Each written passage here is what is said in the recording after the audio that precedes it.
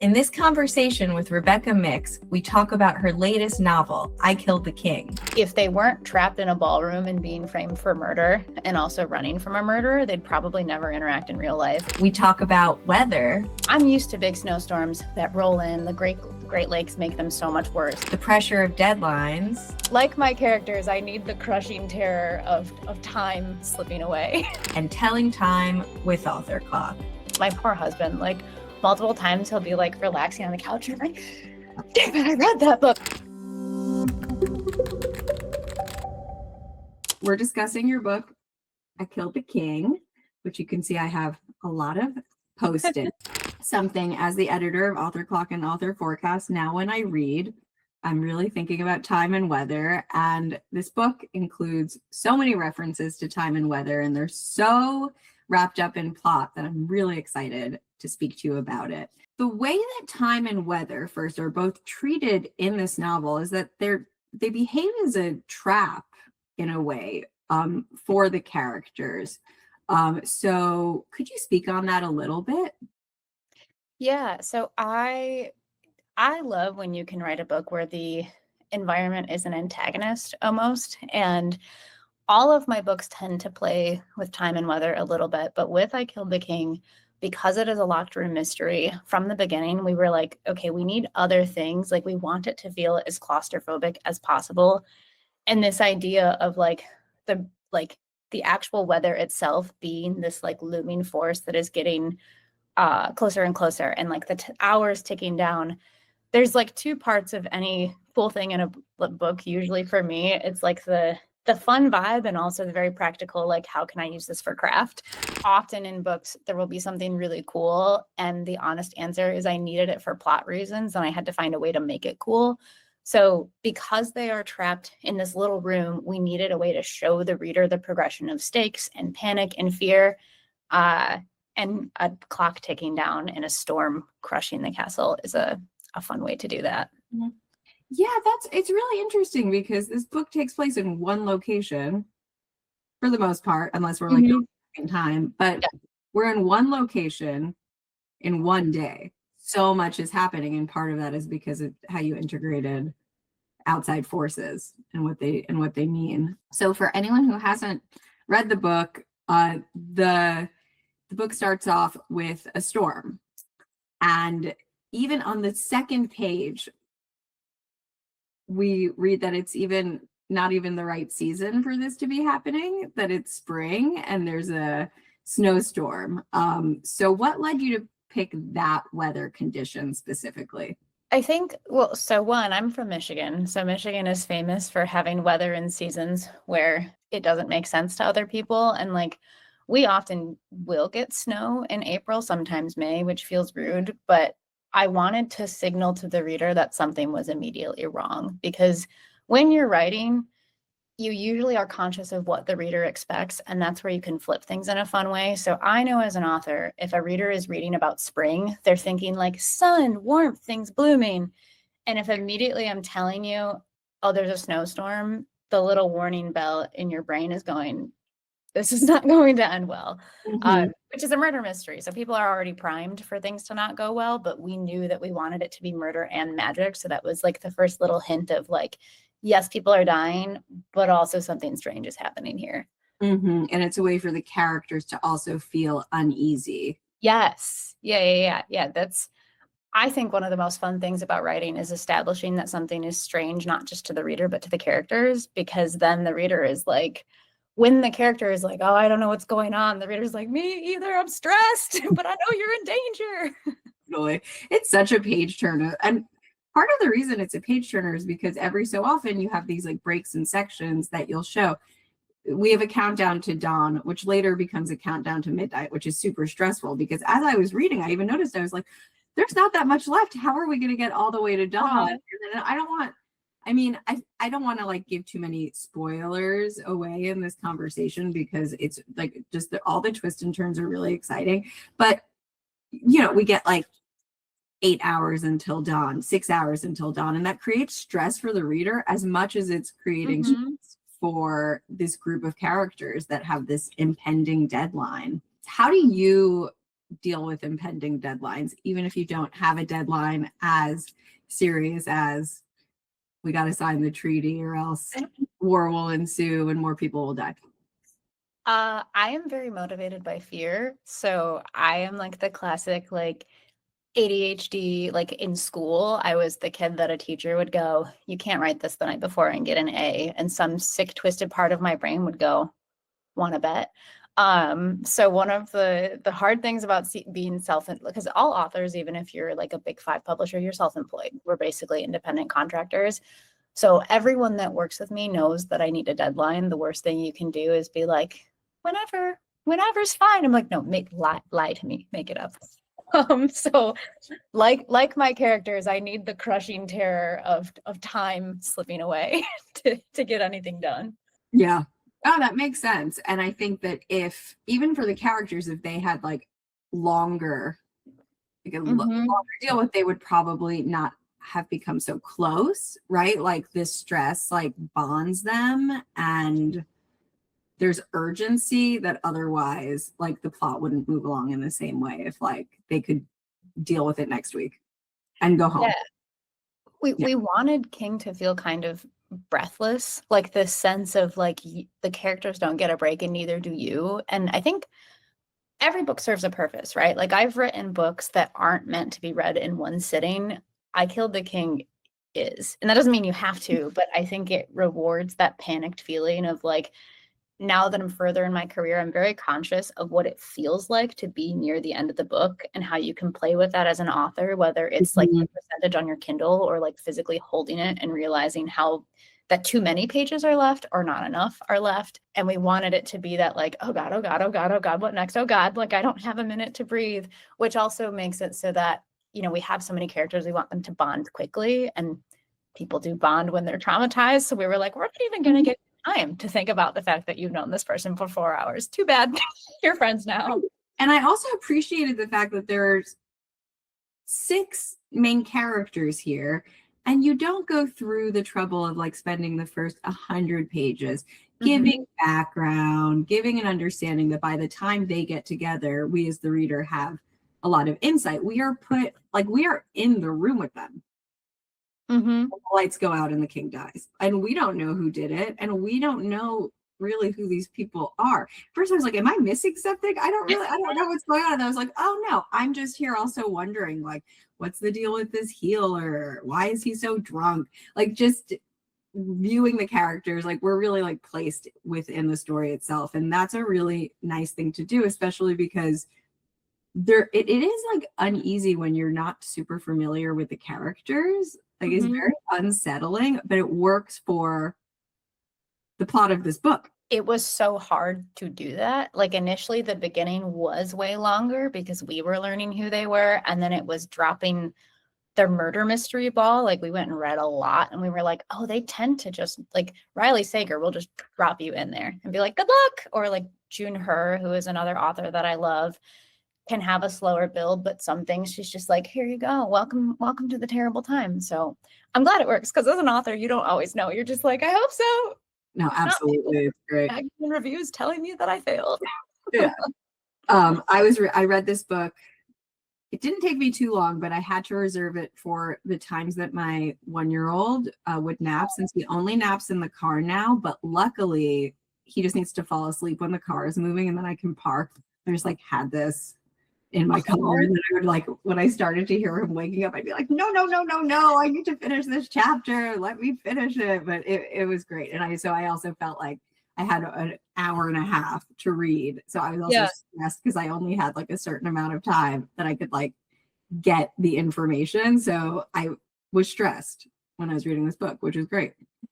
Well, I feel like I have a lot of friends who are new parents or they have small children. They're already tired and stressed. So I hope it was a good stress, because some of it probably was a little too close to home where you're like, I also haven't slept like every minute. Like, oh no, 15 minutes to midnight. Okay. Something else that's stressful, just bringing it back to weather, was it wasn't just normal snow that you integrated. It wasn't just like, it wasn't even just heavy snow. It was a thunderstorm that included snow. And something that's really funny is that when we were building at the library for author forecast, snow with thunderstorms was a weather condition that I was tasked with finding, and we wanted at least 50 quotes for that weather condition in case it did come up so that people would have some variety. And I had a really difficult time finding this weather condition, and I even had to like do some manipulation that it was like sort of described, but like you'll get it if it's happening. And then I was reading your book in the car and happily stumbled upon this sentence, which is going on author forecast immediately. Thunder cracks and Mallory flinches. She didn't even know you could have thunder in a snowstorm. So why this strange weather condition? Let me tell you about my feelings on thunder snow. So I am from Michigan, born and raised, and like we are known for having every kind of weather, and something that I was used to. So I was born in a snowstorm, a snow thunderstorm. I'm used to big snowstorms that roll in. The Great Lakes make them so much worse, and you've got like no power, thunder cracking, and then something like this is actually so embarrassing. Like 6 years ago, I said something on what was formerly known as Twitter about thunder snow.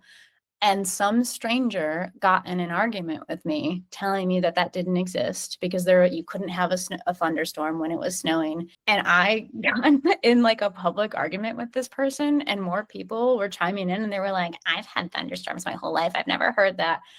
And I remembered that. And I thought to myself, one day I'm going to put this in a book because it's real. I live here.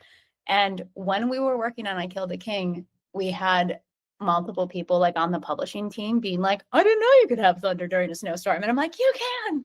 How has no one experienced this? But thunder snow is real.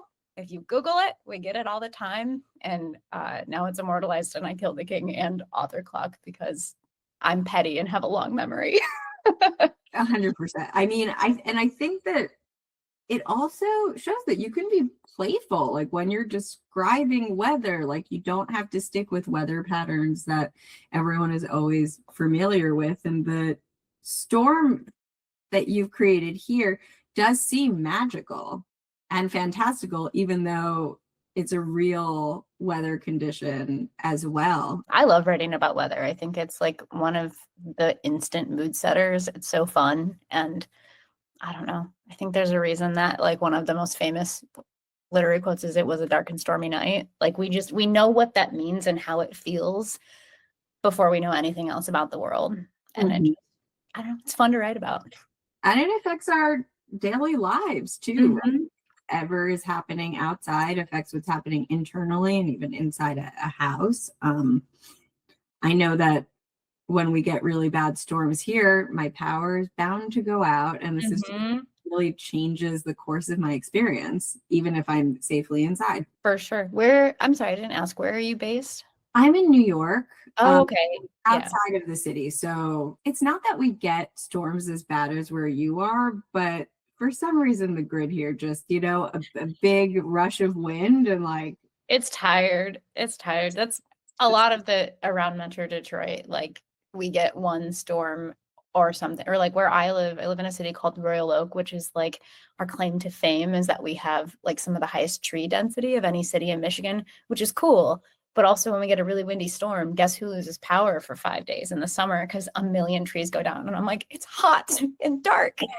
I have work to do. Yeah. Oh, well. It functions as an interruption. And even though the characters are dealing with death, dealing with fear, like dealing with these like negative forces, and yet like there's a lot of like beautiful positive things that come out of this entrapment in the castle with a storm outside with an impending deadline. Is friendship was a huge one, and then also romantic relationships. And something that surprised me is that the friendships in this novel were put a little bit like more on display than the romance. Could you talk a little bit about that decision? Yeah, so we knew that we wanted to have a romance that had started kind of before the book did, because I I love a romance where characters are actively falling in love on screen, but it's a short window. And I also love sometimes to be dropped into the classic, like everyone knows they're in love but them. But also I wanted it to feel realistic where sometimes you can feel so like bonded to someone or you have to put their trust in them. And it's not like romantic in the way we think of it, but I think there is something inherently romantic about being like, I don't know you, but my life is in your hands. Mhm. And we wanted all of the characters to feel connected to all of each other. So if it was only romantic relationships, it would be kind of easy for Kellum and Oak to be like, screw all of you, good luck. But because Kellum feels connected to Mallory and he has this connection with Elian and these characters that like if they weren't trapped in a ballroom and being framed for murder and also running from a murderer, they'd probably never interact in real life. Or if they did, it wouldn't be a pleasant interaction. But they're forced to kind of like drop their guard and count on each other and like build that like 6-way, 5-way bond, which I just find fun. Like I love reading about like platonic besties also. Absolutely. And then I thought it was really interesting that even like the romantic relationships that do exist here all started off as friendships to Mhm. begin with, even before page one. It's like and I think that's also a nice way to think about it because it doesn't really mean that like a romantic relationship is a stronger relationship than a friendship or one that deserves like more attention. It's like these things sort of like even when you have a romantic relationship, there's also still a friendship there. We're working on the sequel right now, and it's funny because multiple times the characters are like, my friend.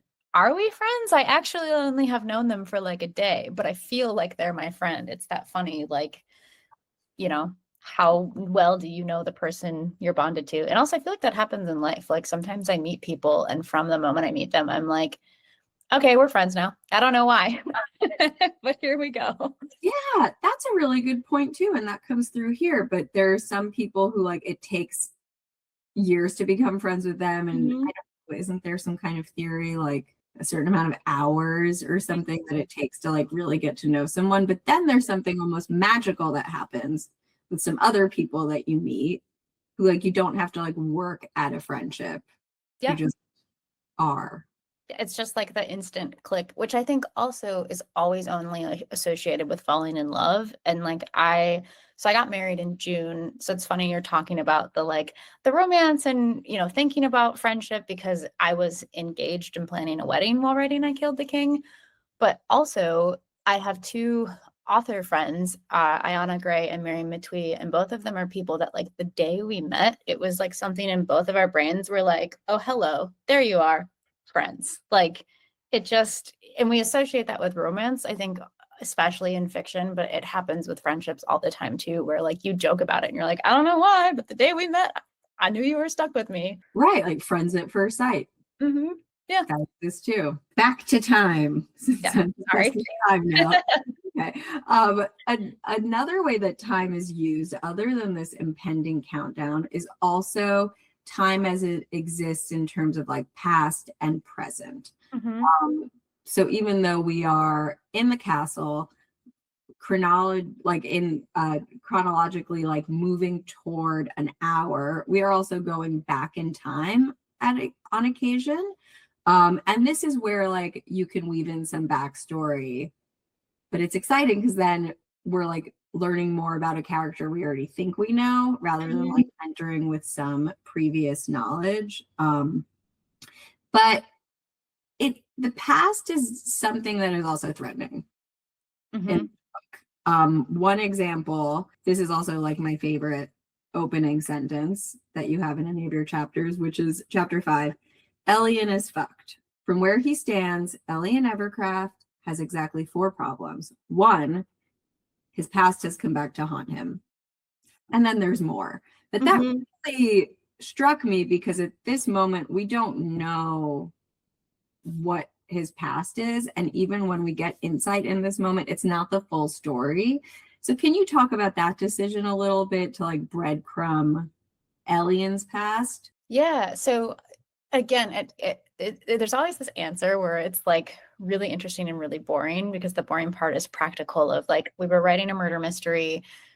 and I hate an info dump. So I was like, we get to cherry pick what characters have this big thing. And then as you read, you find out that a lot of Elian's past and Bezrin's past is kind of the engine churning this book.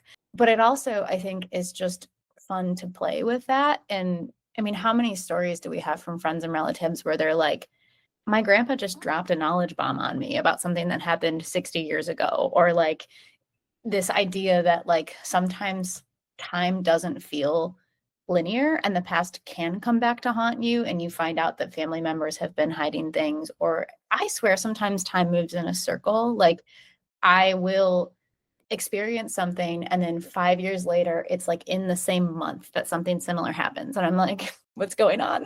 Like, someone's having a laugh at my expense. And I think that's another way to add to the magical bend of this book, is playing with the idea that even time itself can't be totally relied on, because people are keeping secrets and things are blurring and the consequences of the past are haunting the narrative, like ghost and driving character decisions. And I also just love a book where it's like the unravel of lies. Like the character is like, well, this happened to me, and that's why that happened to you. And it's the like the Yeah, domino or Russian doll of like different histories and lives intersecting. absolutely. And the consequences of our Yeah. actions that we feel like are just like happening between us or one other. Mhm. Suddenly you're like in this group of people and you're like, oh no, something that I did is like coming out now with these strangers. Like, how can that be? Yes. You don't normally see books written in a partnership. So could you talk a little bit about that and how that influenced your process, or how that influenced the creation and development of characters? Yeah. So Andrea Hannah, who is the co-author of this, is also a Michigan author. So we met through a friend and we were kind of like in the same author spheres and became friends over time. And we like a lot of the same stuff. And I think every author was always like, what would it be like to co-write? Like, would it be fun? Would it be easier? And we had talked about writing a book together for years. And then I got the idea for King one day, and like it didn't even occur to me to try and write it alone. I just immediately texted it to her, and I remember being like, oh my God, if she doesn't like this, I'm gonna die. Luckily she loved it, and we had so much fun writing that book. Like I've never laughed that much before. I will say I learned the hard way that writing with like drafting with two people is awesome because it goes so fast. Revising is so difficult because you don't realize how many micro decisions you're making when you're editing that you now need to talk to another person. So we got very organized when we were working on that book. So like deadlines are helpful, right? Because you don't have to be on the exact same schedule and clock to get work done. So I wrote 3 characters and I killed the king, and Andrea wrote 3. And we outlined the entire book together so that we met in person, and then we'd be like on the phone and texting and in Google Docs. But the actual drafting was just us dumping chapters in, which was really fun because she would make things that she would make decisions that surprised me and delighted me, and I'd be excited to write a scene when there was like a funny line or something dramatic that wasn't in the outline. So then I got to surprise her. When we had to revise, the scheduling and time became way more important. So there's probably a metaphor in there somewhere about timing being more fluid when you're just playing and making things. And then when it comes down to like the nitty gritty of like, we had to add a red herring. In like the 4th draft, Gaspar was not in the book initially, which is Ooh. deeply funny in hindsight because now I hope reads as integral to the structure. With that led us to divide and conquer because we both have lives, right? Like she has a family, like even though we both write full time, it wasn't possible for us to both be like, okay, I clock in at 7 a.m. and we're both here. So we took buckets of things and then did find times to like sit and brainstorm and talk when we needed to. There was a lot of voice memos and text messages involved to have like a record.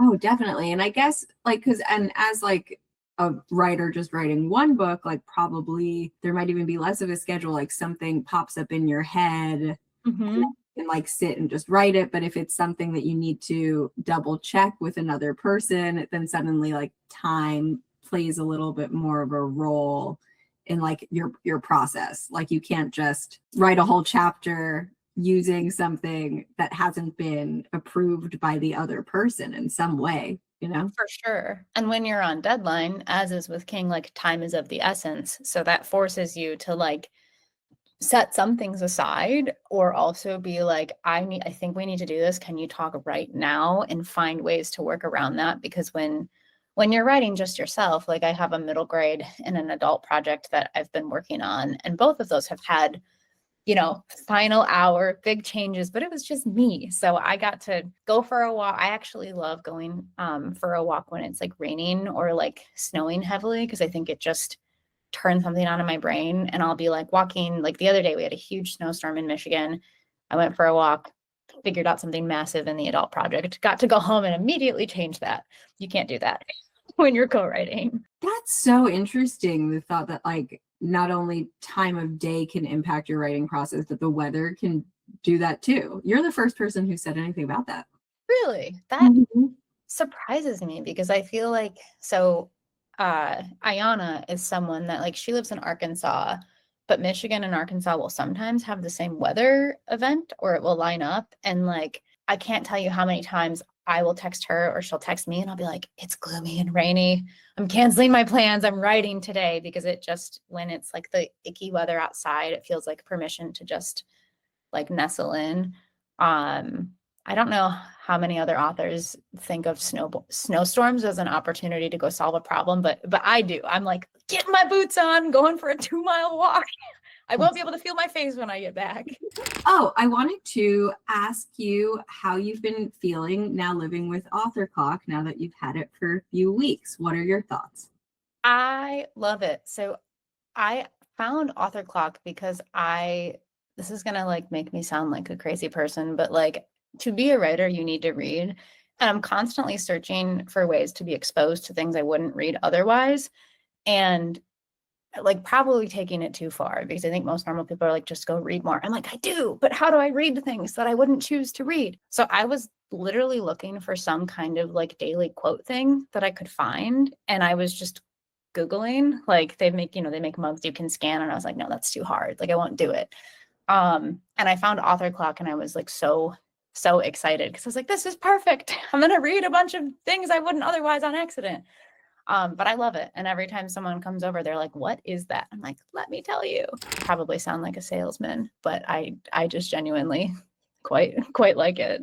No, and I appreciate that. It is interesting in terms of like thinking about daily quotes and how it shows up in Author Clock, where it's not like every single quote is selected because it's supposed to inspire you or help you set goals, right? Like they're just basically random, except Mhm. the only thing that really connects them is that they all mention a specific time of day. So you might have a lot of different feelings when reading a quote. You might be inspired, you might get depressed, you might be annoyed, you might be confused, right? But it is like really exposing you to all kinds of literature.